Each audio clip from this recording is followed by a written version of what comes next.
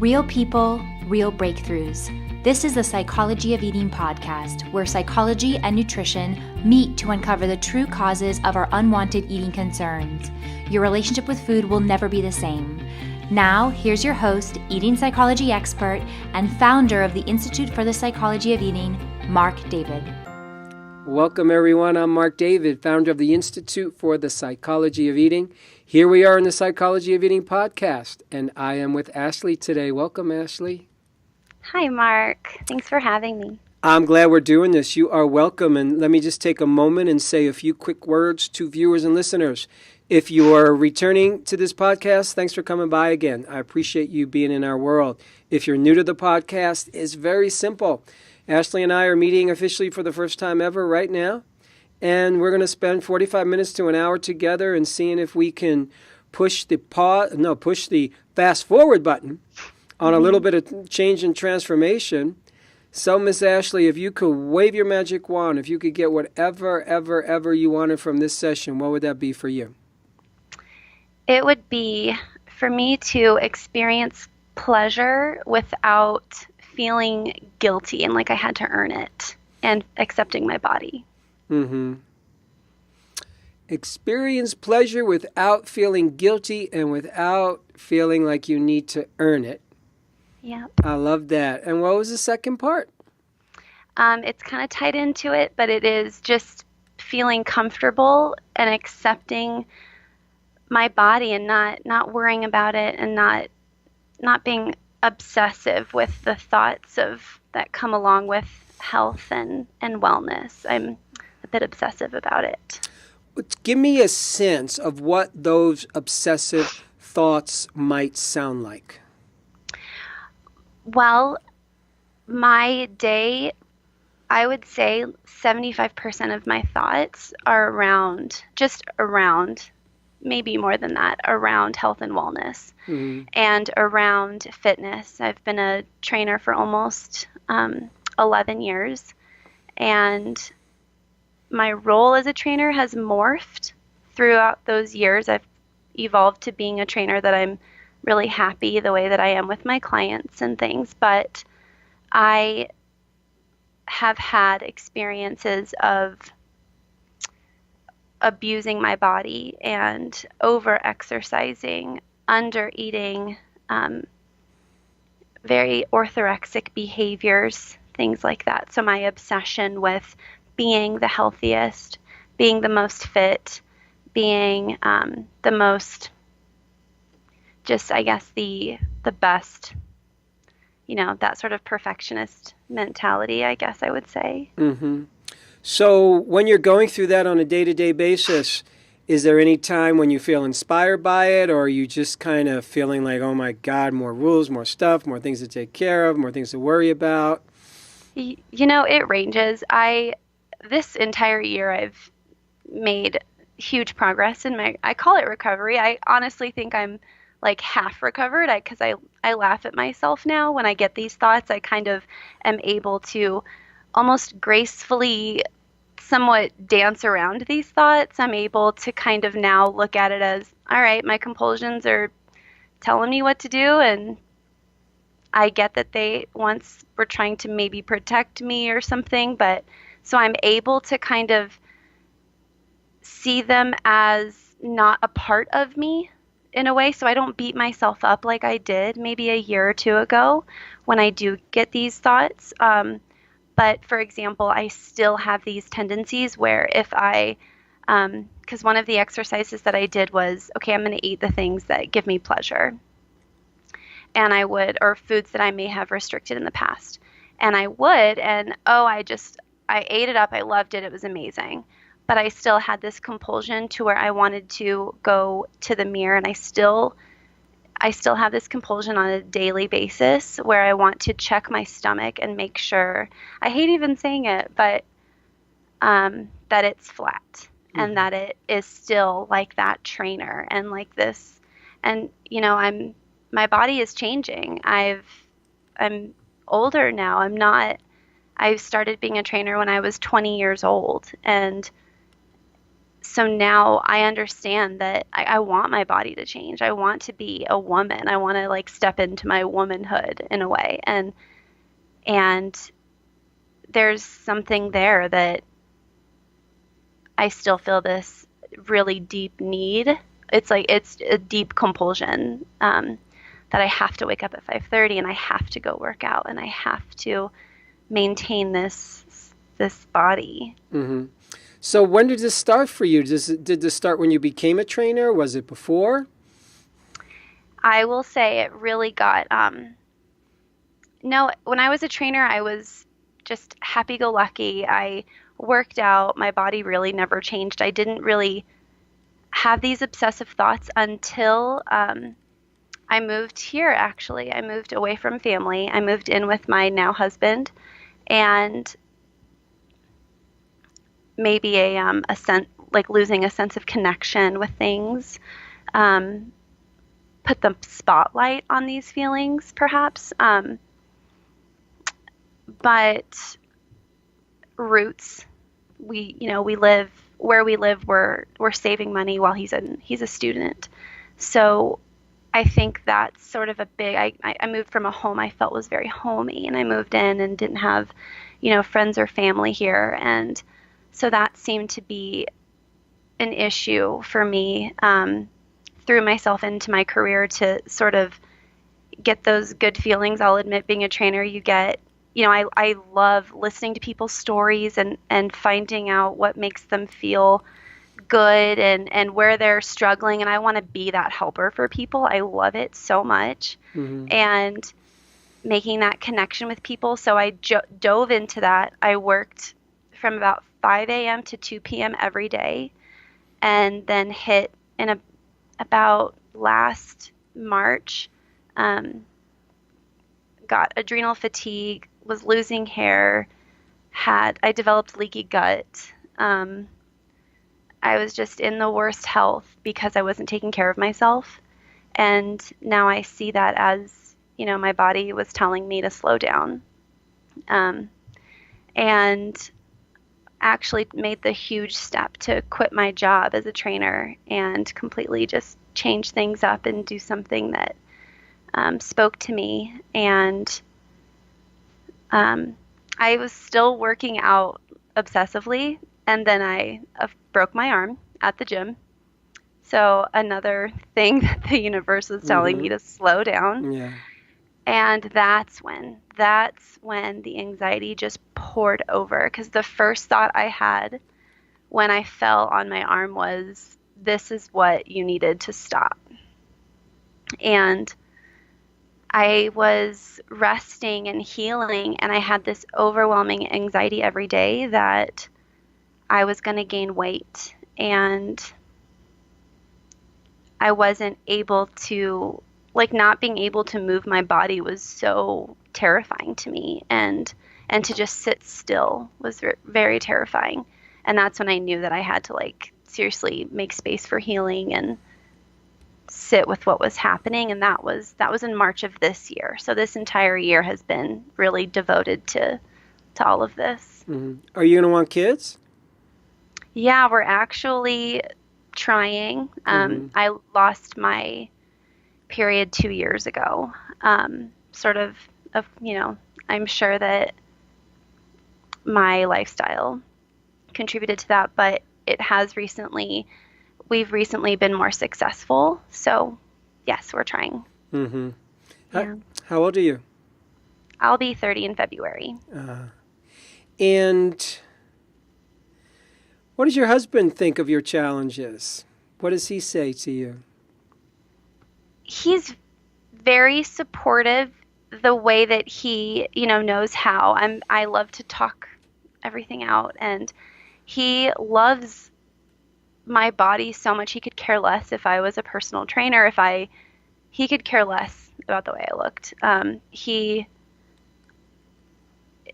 is extremely supportive. He'll ask, okay, what are you craving tonight? Let's really think about it. And he'll try and, okay, let's honor these cravings. Let's go get this food. And then let's quit the gym membership. Now we belong to a rock climbing gym where we go together. And that is free therapy right there. But it's it's fantastic. I mean, we're doing things together that so he's being very supportive and doing things that help it. Mm-hmm.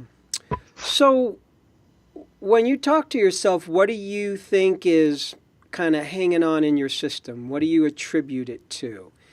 This kind of piece in you that still worries and still looks and still goes into concern and fear? Well, I think the compulsion to look a certain way comes from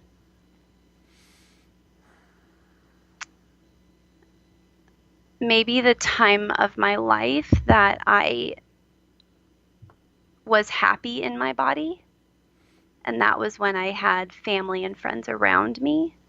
Mm-hmm. That's something I think about, and I also attribute,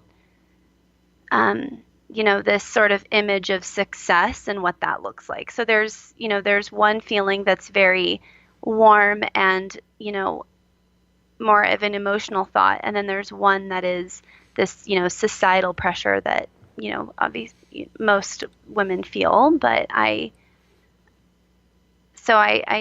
think it's like success and also this sort of, if I let my body change, then I won't be able to make as big of an impact for some reason. Mm-hmm. Interesting belief. I understand it too, and you're not the first person to have that. So these days, are there days or times when you notice, it's not so bad upstairs in my head, where you just notice, wow, today was a decent day? Yeah, it is the most of the day I feel great. It is the morning. I usually wake up with this compulsion to check my stomach and see that it's tone and that it's flat. And that's the area of my body that I've always focused on. And then starts the obsessive thoughts Mm-hmm. and the need. And so I've been trying different exercises of, okay, I'm not going to let myself go to the gym. I'm just going to try and wake up naturally and sit and start a new routine. Let's start a new routine, Ashley. And so I'll try that, and it may last a day. And then I'll, say, well, I need to move my body, because then if I don't, then I tend to get anxiety towards the end of the day. Um, so, but it's normally just the morning where I wake up and I feel this pressure to have this like perfect day and to create and to make an impact and to do something great. Otherwise, if I don't, and normally a routine and a workout is included in that. And when I was younger, I'm an only kid, and there was a little bit of a pressure to be the best, do your best. Mm-hmm. And so I know I've carried that into my adulthood. Mm-hmm. How's your mom's relationship with her body? I when I grew up, she looks in the mirror and I'd always say, God, you look so beautiful, Mom. I think my mom is the most beautiful woman in the world. And she'd go, ugh, I'm a fat cow. Ugh, I need to lose 10 pounds. She always, she did Weight Watchers, I remember.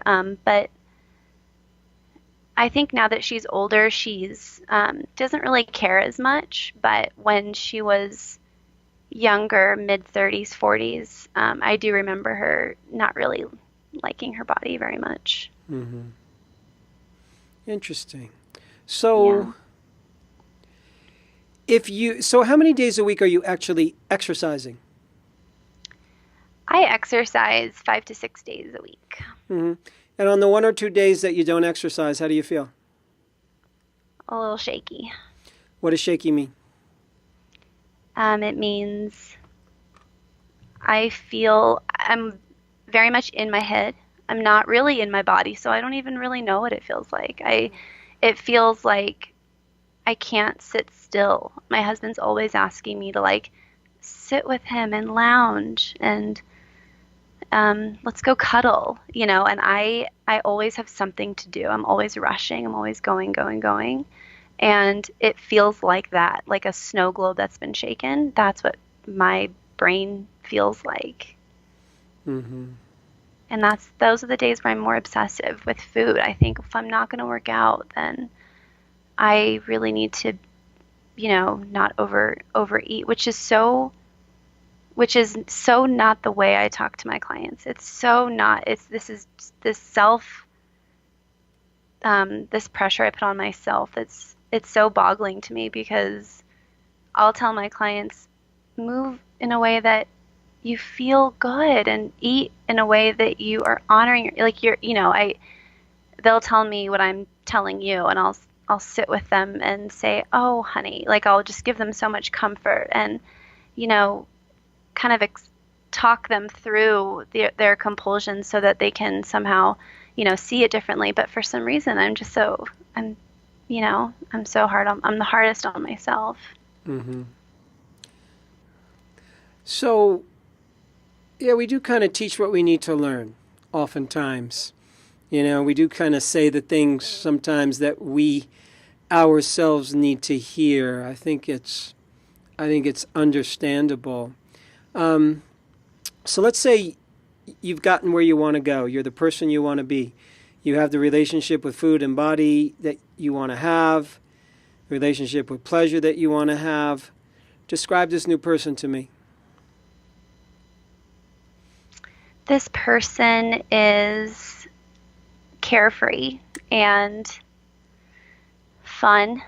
Mm-hmm. And I can see this woman, and there are days where I'm so close. I can feel her. I can, a soft place to land. Like just a woman to me is that. She's this, like the woman I want to be. She's this, fierce yet soft and um,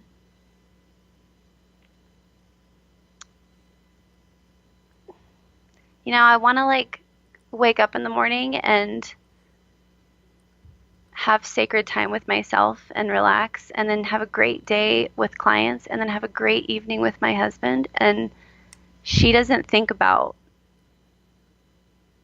how you know, how I should have treated my body. That woman doesn't should all over herself. Mm-hmm. She's fun. Mm-hmm.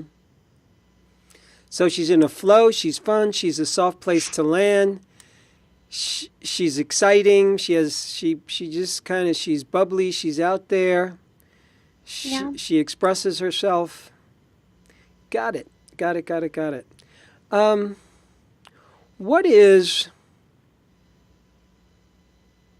What's the most challenging thing for you about food? If you had to name one thing, the most challenging part of this whole thing for me when it comes to food is... Oh man.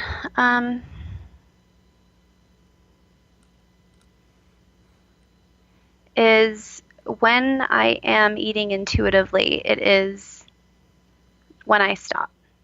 If I feel too full, I feel bad about myself. That to me is the hardest thing um is it's not so much picking the food. I have a great diet, and for the most part my relationship with food I feel good about. I love cooking. I love being in the kitchen with my husband. It's fantastic. I love the food that we make. It's if I in the word indulge comes to me when I indulge. And it's hard for me to just leave it at the plate in a way. Like leave if I really the word indulge has this sort of negative connotation with me, and I don't want it to. I don't want to feel like I have to earn the food. I don't want to feel like I have to earn the pleasure, earn the indulgence. I don't want to feel like I have to go work out in the morning or like work out before. And yeah, it's this feeling of earning something that's great. Mm-hmm. Now, correct me if I'm wrong, but it seems like underlying all this that we're talking about is the fear of gaining weight. Mm-hmm. Would you agree? I would agree, yeah. Mm-hmm. I want to kind of highlight that with our yellow marker here, because in a lot of ways, everything else you're talking about is useful and it's helpful. And there's the part of you, as with a lot of people and as with a lot of women, as with a lot of young women, gets sucked into perfectionism in a very big way. It's got to be perfect. It's got to be just right. It's got to be great. I want to wake up in the morning and go, yes, and I'm going to have this great day, and I'm going to exercise, and it's going to be just so good. And everyone will love this because it's just so good. I will love it. It's just great. And, that's understandable. That's an understandable goal. And it often as well feels to me like it's this weird picture that gets painted for us in the personal growth space. Like every day is supposed to be this miracle day, and every morning is supposed to be a miracle morning. And you're supposed to make miracles happen and be fabulous and do all these fabulous things and fabulous. And, the truth is sometimes things are fabulous, but fabulous is not a consistent adjective in our lives. I don't care what anybody says. It's like you can put fabulous on a pedestal all you want, but you got to change diapers. That ain't fabulous. You got to deal with my headache and my stomach ache, and the plumbing needs fixing, and I miss my friends and my family. Like, that's not fabulous. I think what's happening here is in part, Ms. Ashley, there's a place where you are due for a great re-examination of your religion. And when I say religion, I'm not talking about church or anything like that. I am talking about the religion that you've inherited, invented, come up with, absorbed from the world around food and body and how life is supposed to look. Right. I think there's some commandments that you have that you will naturally fall short of, and that you will then naturally not like yourself or be upset with yourself because you're not living up to a standard. Mm-hmm. So if I set the high bar of a fabulous life and a fabulous day, and each morning has to be kick-ass, that's cool and that's sweet and that's good. There's nothing wrong with that. But you don't leave any room for messy. Mm-mm. You don't leave any room for, shit's going to break, stuff's going to happen. You're going to get up on the wrong side of the bed, and it's snowing out today and the car doesn't start. And part of it is just joining the human race and getting a little more messy. Little more messy. Because you like perfect. Yep. You do. I do. Mm-hmm. I get it. And it's sweet and it's good. And I want to suggest that you can have perfect in moments, where everything just feels so good. And that meal just feels so good. And that workout feels so good. There's a place where you tyrannize yourself that it has to be a certain way all the time. Mm-hmm. And, I don't know, maybe it's too much social media, where everybody seems to have this freaking fabulous life and there's no pain and struggle, and everybody's like always having a fun time. There's never a bad picture. It's just... Yeah, I've had to filter some of that. Yeah, it's crazy. I get it. I understand it. And that's what you're up against. That's what you're dealing with right now. It's not super personal, but you've absorbed a lot of the ineffective beliefs of the world that has us thinking it's supposed to look a certain way, and we're always going to come up short. With perfectionism, we're always going to come up short. With having to be fabulous, you're going to come up short. With having to have it all perfect and even feel good about your body. Instead of shooting for that, I want to feel great about my body. I would even take that off the table. There's a difference between feeling great about my body and treating my body in a way where I can feel good about myself. I'm going to say that again. There's a difference between I feel great about my body versus I treat my body in such a way that I feel good about me. What happens is if I say I want to feel great about my body, usually what we're really saying is I want to have the perfect weight, the perfect shape, which means I got to have the perfect diet, which means I can't eat this, I can't eat that, and I can't stray, and I have to exercise, and I have to exercise a lot, and whoops, I missed my exercise today, which means I can't have the perfect body, which means I can't feel great about myself because I can't feel great about my body if it's not perfect. So that's different from I'm treating my body in such a way that I feel good about myself. And that looks like, not every day is going to be the perfect workout. Not every day will you get to work out. There's going to be some days where you're being a mommy and it ain't going to go down. It ain't going to happen. And you're going to do the exercise called picking baby up and putting baby down, And you're going to be doing the exercise called bounce baby around and drive the kid here and do this and do that. And life needs you to trust that. Yeah.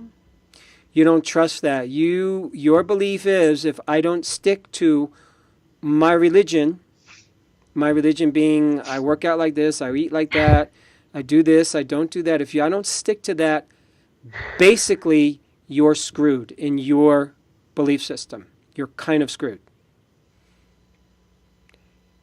You're kind of convinced you're going to gain weight, which would make sense that you wake up in the morning, I'm going to check my belly, and then I'm going to be a little bit crazed because your religion says this day must be perfect. So you're starting out. This day must be perfect. This body must be perfect. So you're starting out with a goal that is designed to set you up for failure. And then you get frustrated with yourself. And then you think you're doing something wrong. So a lot of this you kind of know. I'm putting slightly different words around it. And I wish there was an easy fix for this. I really do, Ashley. I wish there was an easy fix. And you're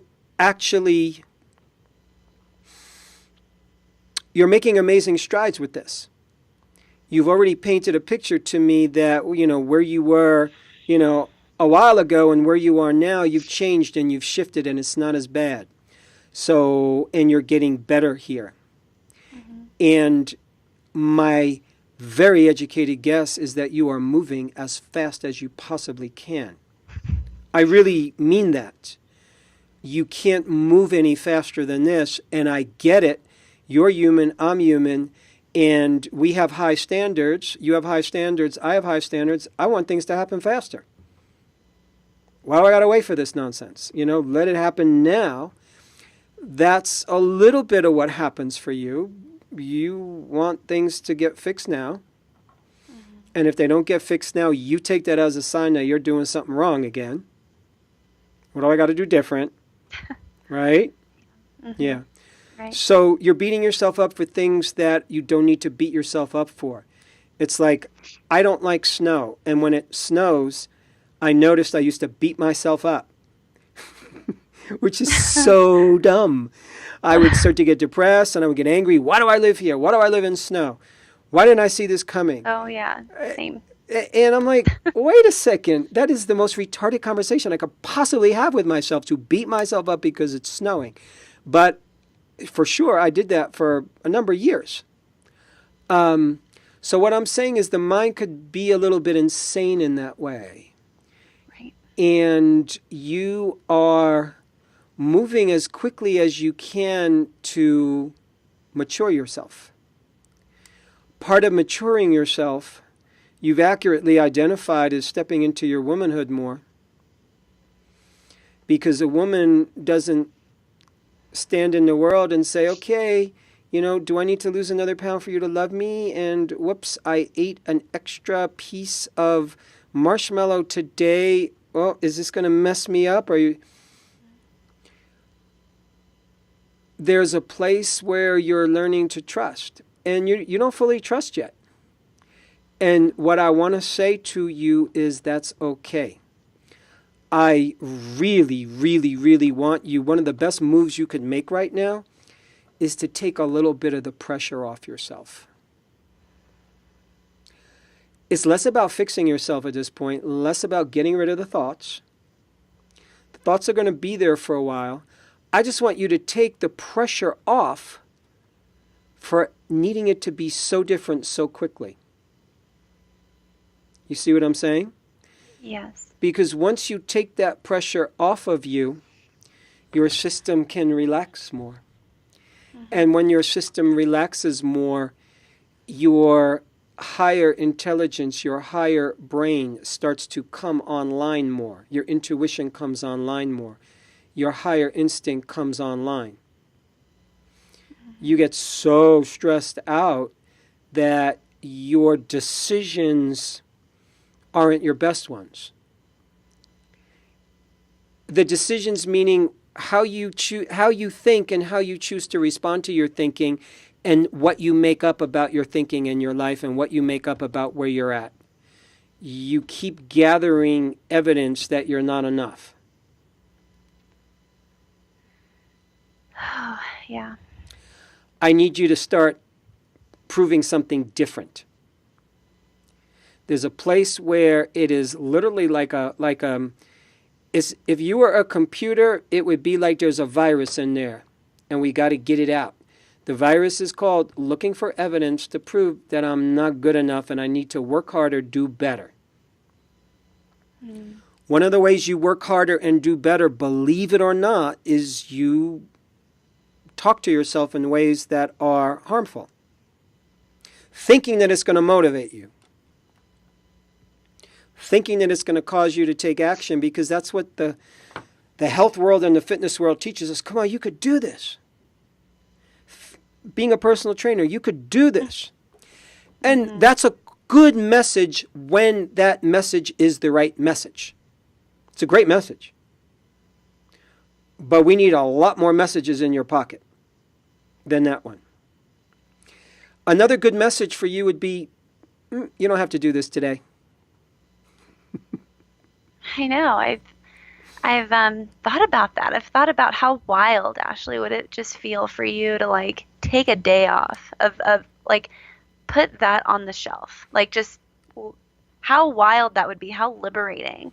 And I will go to bed and have these, feelings of, okay, tomorrow I'm going to do this, this, this, this, this. It's lists in my head. And it's been that way my whole life. And then I'll think this wiser self will step in and say, shut your alarm off, tear up the list, and I will feel this okay. And I'll sleep great. I won't, and it's sort of like when you've, tasted the sweetest or, had the best meal of your life and you just can't find it. So you just can't, I've been there. I've been in that moment of okay. And then wait, don't lose it. Don't lose it. Look, stay in here, stay in this room of confidence and not needing to be perfect. And then I'll get, so it's like you say, I'm almost, not that you said I'm almost there, but you've said, I'm trying very hard to stay in this space of a positive mindset and a loving mindset. And, I've tasted it, but I'm not quite living in it yet. So here's a way to, I'm going to tell you how to get there faster. We're going to cheat here. I'm going to tell you how to get there faster. Okay? One of the ways to get there faster to that great positive place where you're treating yourself better, where you're talking to yourself better, is to begin to embrace the part of you that doesn't talk so nicely to you, and to not let it freak you out so much. Because right now you are being so reactive to that other voice inside you, it freaks you out. The perfectionist voice in you just puts you in a tailspin sometimes. When you're in a bad mood, the perfectionist voice puts you in a tailspin. Is that true? Very true. Okay, so that is what I am calling a bad religion. Because in truth, the way life works is that some days you feel good and some days you don't. Some days you get into an argument with your husband and he's a jerk and you're pissed. And you think of all these things you wanted to say, you should have said, and it's not a great day. Yeah. And maybe you ate too much, and the reason you ate too much today because you got into that argument, you want to feel good about yourself and you used food. And what I want to say to you is when that happens, I want you to go, but of course, that's life, that happens, I'm human. You must come down to earth with all the other humans who get muddy and sloppy and because you're there anyway. Yeah. You're trying to get higher up into the atmosphere, and you're going to keep crashing. Instead, we hang out with our feet on the ground, and when you have a bad day, you love yourself. And when you overeat, you love yourself. You don't love the fact that you overate, but you love yourself despite the fact that you overate. Yeah. Your loved ones, your family, the people that you love the most, sometimes they do dumb things. Sometimes they do things that aren't good. Sometimes they do things to you that look silly. You might have a moment of judgment. You might have a moment of why you do that, but you don't say, okay, pulling away my love now. You suck. No. You need to be a better friend for yourself. You keep pulling away and being the perfectionist whenever things aren't going perfect. And you actually become a not nice friend to you. And on those days that are good, I can hear I respond to that voice in oh, honey, like I am nice. But those are only days where, it's half and half. And I'd like to get out of my head and not even in my heart. I want to get in my hips. I want to just really drop in and be here. I want to be in this body. I want to be in it. I want to, This is how you do it. How you be in this body is you be in all of your experience. How you be in this body is you be in all of your emotions. Because emotions live in the body. Experience lives in the body. So feel bad when you're feeling bad. Feel annoyed when you're feeling annoyed. If you're feeling lazy, feel lazy. If you don't want to work out, don't work out. Trust yourself. And if you get confused, get confused. But still find love for yourself. So what I'm saying is instead of keep shooting for perfection and keep shooting for, wait a second, I don't want to have these bad feelings, I just want to have these good feelings. Saying I don't want to have these good feelings, I only want to have these good feelings, not the bad ones. It's almost like saying I want to be high all the time. I want to be stoned all the time. I want to be on drugs all the time. That's why people get addicted, because they want to keep that same feeling all the time. And it just so happens that the human experience is we go through a lot of feelings and a lot of different emotions, and we go on a ride, sometimes every day, especially when you're younger, especially if you're a female. Yeah. It's just there's a lot of emotions come across the screen. And stepping into your womanhood means allowing for them, welcoming them, not getting so hung up on them, either duking it out with them or trying to suppress them or trying to live there forever. So I'm just painting a slightly different picture of what things can be like for you.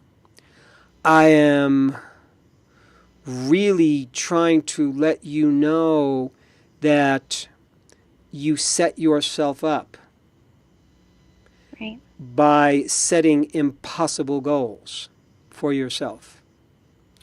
Mm-hmm. And you may need to go through a period of experimentation where you will feel a little bit ungrounded. You'll feel uncertain because the day when you don't work out and you do sleep late, yeah, you might go, oh my God, this feels great. Oh my God, this is terrible. Oh my God, I shouldn't have done this. Oh wow, no. Give yourself that. Mm. And love yourself through that even. What I'm saying is it's learning how to stand by yourself through this rocky road. As opposed to turning this rocky road into this smooth, perfect thing. You see the difference? Yeah. Yeah. Absolutely. So, Miss Ashley, some of the big takeaways here is that it's a rocky road to reclaim one's ownership of one's body, to reclaim one's dignity, to let go of all the negative thoughts as best as a human can. And what's going to happen is you're going to reach a point where you let go of the negative thoughts that control you, but they're still going to be there every once in a while. Right. It won't be perfect, but it'll be 95%, 96, 97, 98. Some days it'll be 100. Some days you'll dip down to 70%. But overall, what I'm saying is as you let go of it has to look a certain specific way, then you give yourself so much more room. You know, it's you talked about losing your period for a while. Mm-hmm. And so often it's related to either poor diet, overexercise, and stress. Mm-hmm. Those are three of the most common factors that I've seen. So you probably didn't have a poor diet, but potentially overexercise or stress can create that. And stress could look like a lot of things. Yeah. So I think this is about you relaxing more into this next phase of your life. Yeah, I think when I did move here, I was trying so hard to, pick up and be perfect and have this perfect life and have these perfect feelings and perfect clients and perfect, and more success and I fed off of feedback from clients and I didn't feed myself, I think. And I think in doing that and depending on positive feedback from being perfect, quote unquote, it stopped me from really living. And that's what I would like to practice. The whole living thing, Yeah. So you're turning that around. You're turning that around, and these things take time, Birthing a baby takes time. Gestating a baby takes time. Life takes time. Creation takes time. And life needs you to respect that process more. That is not all going to be perfect ever. And there's ways you're going to keep getting better and better, for sure. And you're doing it. You're actually doing it. And you're learning along the way. And it never stops. You're going to keep seeing, your missteps, and you're going to keep seeing, oh, I could have done this better. And, oh, wow, I just learned something new. I was going in this direction. I really should have been going in that direction. A little bit of forgiveness, deep breath, and then we move on. Yeah. And my guess is for the move that you've made and the life change that you've made and how you've described it, and you've been, close with your family and you're living in a place where you don't have tribe and you don't have support. And that's huge to do that. That's very brave. It's very, very brave to start to kind of plant roots for a new life, a different life. Yeah. And is that a doggy? Yeah. Sorry.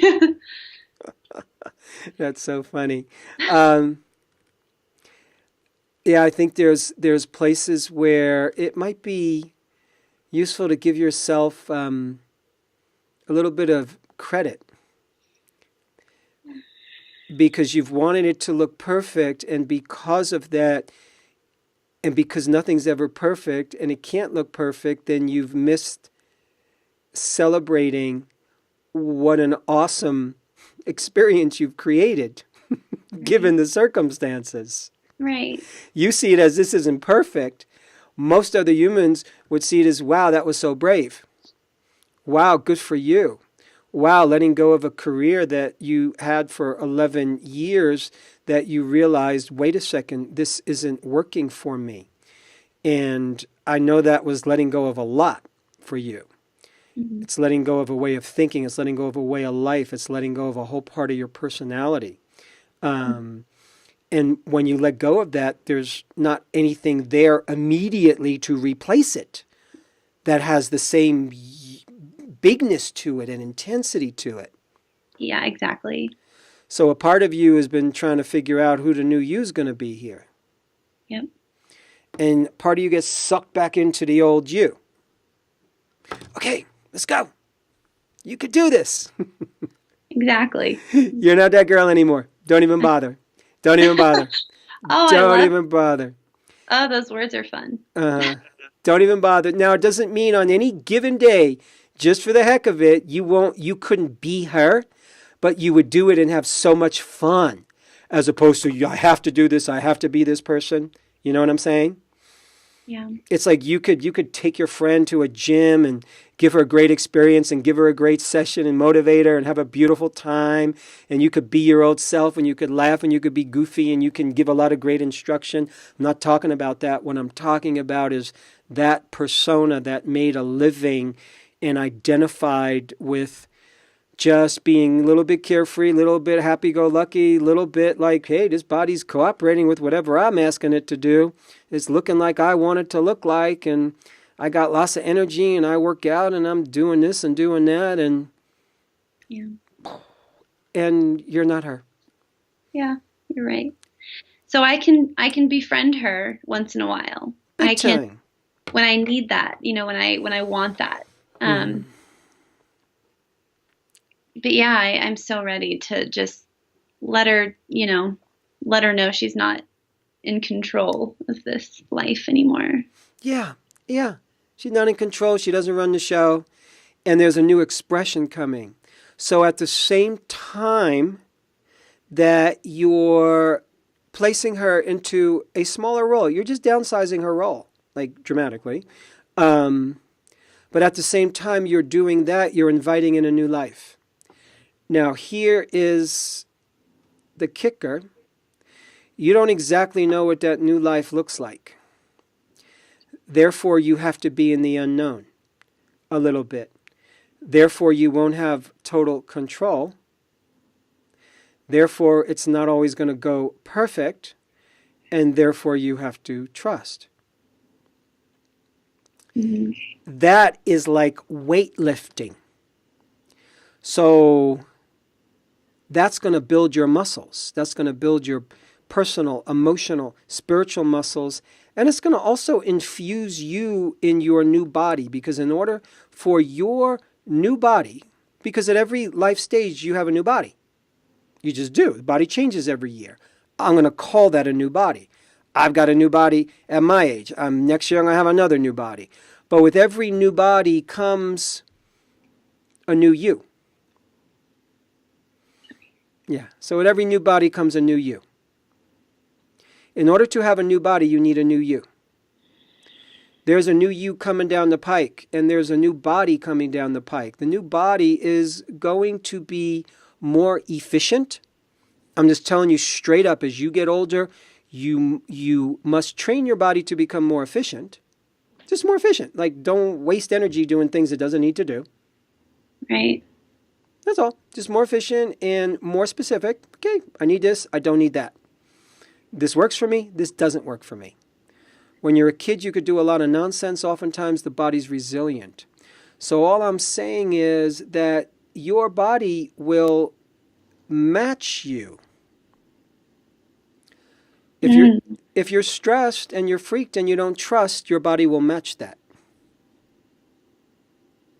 It will feel stressed and freaked and not trusting because it's getting signals from you that it's not safe. Yeah.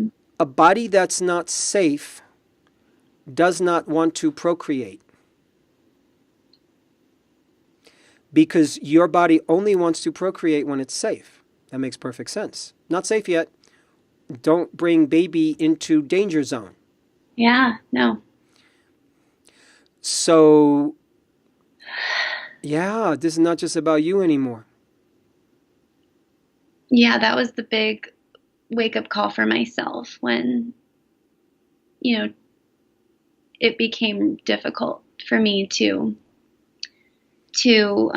carry a child or to have a period, or, that was when I was like, okay, I need to let go of this flat tummy, almost college, teenage body. This is not the body I'm going to have. My body's going to change, and you got to be okay with that, Ash. You got to be okay with that, and so this new life, it feels exciting. It feels like I'm going on vacation, kind of. It feels like, okay, this is going to be exciting. This is going to be fun. Okay, let's do it. Seatbelt on. Like, it'll be okay. It'll be good. And I can kind of see what it looks like. So I'm excited to just take the pressure off of just communicating the load I was carrying to you. Almost feels like, okay, I can exhale now, and let's just move forward, and let's embrace this next big chapter and be okay with it. And I hear you when you say that there are days where it's going to be hard to kind of recreate what you think your identity, or recreate or build a religion, I guess, So, but I'm okay with that because it's better than hating yourself for not working out, Yeah. So you're on that journey, you're on that road, and it's not perfect. You're not perfect at it. None of us are. I've never met anyone who is. And I meet a lot of people who work on themselves, in a very earnest way. And you're doing great. You really are. You're doing great. It's time to give yourself a little credit. And it's time to just kind of let the wisdom of the universe take over a little bit here. And, there's a saying in the sports world, forgive me for using a sports analogy, but I think you might appreciate it. And it's especially used in basketball, where they'll say, let the game come to you. Because a lot of times you get out there on the court, you want to do stuff, you want to make stuff happen, and you got to do something, and you come out on the court, you're all nervous, and you want to do well. And sometimes you just come out with the attitude of, okay, let me just come here, and there's a game here. I'm going to let the game show me. I'm going to let the game come to me. And part of that means you have to sink into your body. You sink into your body before you change your body, do something to it, exercise it. You've been doing stuff to your body. You do to the body a lot. Yeah. And now is your time to just be in your body more. And I know you've been doing that more. I know you've been being in your body more. Letting go of being super duper fitness trainer, that's going to help for sure. But more and more and more, how do I just be in this body? Because that's what's going to take you into this next phase of your life. That's what's going to give you your healthiest body. That's what's going to give you your best metabolism, is when you're occupying your body, not when you're occupying your head, trying to tell your body what to do. Right. Right. You know what I'm talking about. I do. I know you do, because you're smart. And in the program. Mm-hmm. So I'm so loving it. I'm loving the journey, and I'm excited to see what's coming. Mm-hmm. Well, I'm happy for you that you are so diligent about really working on yourself. And really the truth is all of this energy that you're trying to learn how to manage is really your enthusiasm for life. That's really what it is. You just want to have a great life. I get it. Yeah. But having a great life doesn't mean everything has to be perfect, but having a great life means I am giving it my all. And I see you giving it your all. And all you need to do is just be kinder to yourself and notice where you have a couple of beliefs that just kind of get in your way of like, whoa, wait a second. No, it's not going to be perfect. But all that energy is not... I would like you to not use the word compulsion when you describe yourself. I would really like you to not use that word. Yeah. I don't think it's accurate for you, actually. I hear what you're saying, and I hear that it can feel like that. But what I want to do is I want to see if you can slightly shift it, and every time you notice your compulsion or your compulsive behaviors or your compulsive thoughts, I want you to remind yourself, this is really my energy, my boundless energy to have a great life and to make things really good and make them really work. And I'm just learning how to harness this energy better. Okay. You follow that? I do. Yeah. So not compulsions, these energies that I get to maintain this, this body shape, then, I'll practice seeing that as just my energy that loves the, soaking every drop out of life and sort of thing. That loves life, that wants to have a great life, wants to have a great family, great kids, be a great mom, be healthy, help people, do good work in the world. Right. And a lot of times all that energy gets put into perfect body.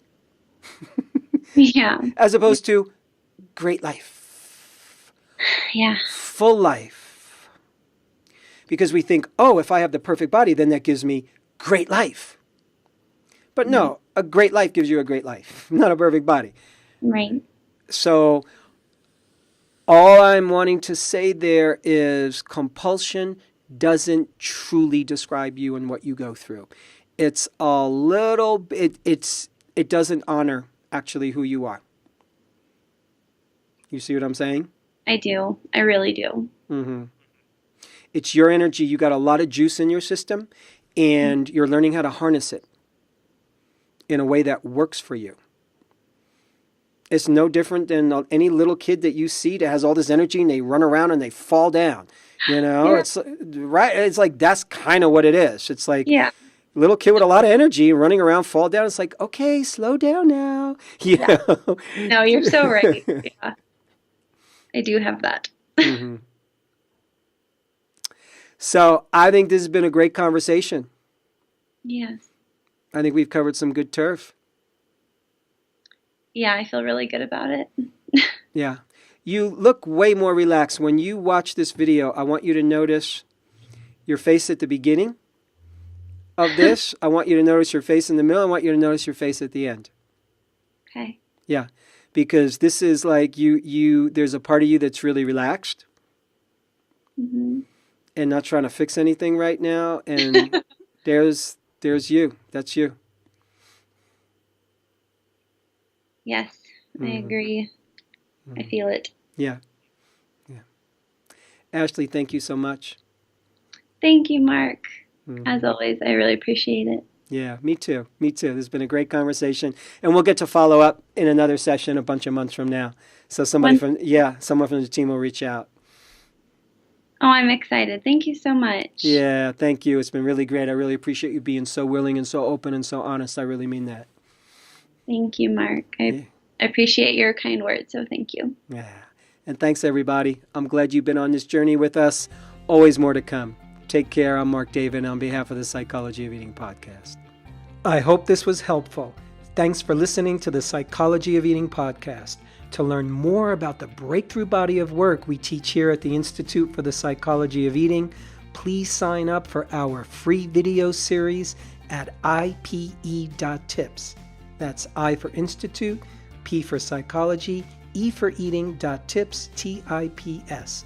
You'll learn about the cutting-edge principles of dynamic eating psychology and mind-body nutrition that have helped millions of people forever transform their relationship with food, body, and health.